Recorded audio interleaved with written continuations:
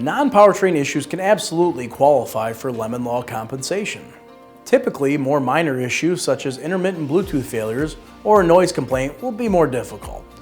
But even with those cases, if a vehicle has been in an unimaginable number of times, a lemon law violation still could have theoretically occurred.